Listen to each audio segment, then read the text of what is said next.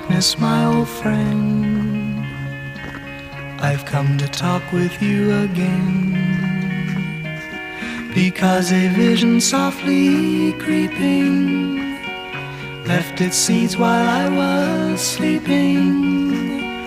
and the vision that was planted in my brain still remains within the sound of silence. In restless dreams I walked alone,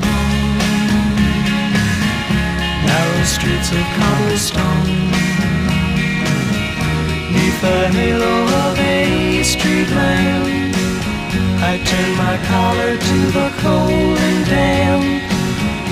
when my eyes were stabbed by the flash of a